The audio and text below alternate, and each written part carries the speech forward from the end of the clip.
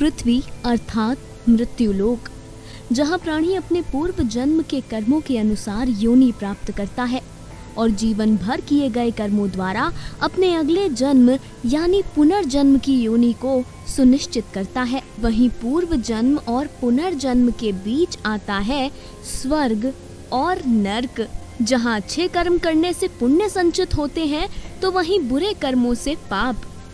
कर्म ही निश्चित करते हैं कि मनुष्य को मृत्यु के बाद स्वर्ग प्राप्त होगा या फिर नर्क।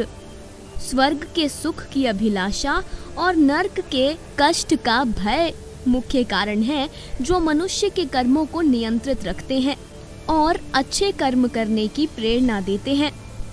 अधिकतर मनुष्य अपने जीवन काल में ही अपने कर्मों के आधार पर यह अनुमान लगा सकते हैं कि उनके वर्तमान जीवन के कर्मों से उन्होंने पाप अर्जित किए या पुण्य, उन्हें स्वर्ग की प्राप्ति होगी या फिर उनके कर्म उन्हें नर्क के द्वार के मार्ग की ओर ले जाएंगे। लेकिन बात अगर पिछले जन्म की हो तो क्या आपने कभी सोचा है कि पिछले जन्म में आपके कर्म कैसे थे? पिछले जन्म में आपने पाप एकत्रित किए या पुण्य? इस जन्म से पहले आप स्वर्ग भोग कर आए हैं या आपने भोगा था नर्क? असल में गरुड़ पुराण में मानव के कई लक्षणों का जिक्र किया गया है। यह बताया गया है कि मानव के जैसे लक्षण हैं वो वैसे ही लोक को भोग कर अगली योनि में जन्म लेता है। यह महापुराण कहती है कि वो लोग जो अपने इस जन्म में नैतिक मूल्यों का पालन नहीं करते, उन्हें देखते ही समझ जाना चाहिए कि वो अपने पिछले जन्म में मृत्यु के बाद नर्क भोग कर आए हैं। मानव के लक्षणों को समझाते हुए यह महापुराण कहती है कि वो जो किसी की पीठ के पीछे उनकी निंदा करता हो यानी नफरत फैलाने वाला व्यक्ति हो, जो किसी का एहसान या मदद लेकर उसे याद ना रखे, यह अवगुण नर्क भोग चुके प्राणियों में होते हैं।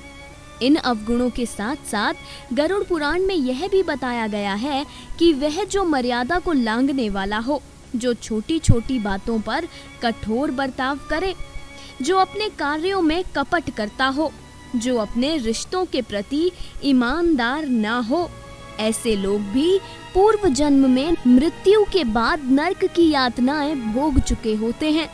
आगे गरुड़ पुराण में लिखा है कि वह जो दूसरों के धन पर नजर रखता हो, जो देवताओं की निंदा करता हो, जो दूसरों को अपशब्द कहता हो, उनका हनन करता हो, ऐसे दुष्ट भी नर्क में यातनाएं भोग अगली योनि में अपने आगे के कर्मों की सजा काटने के लिए जन्म लेते हैं।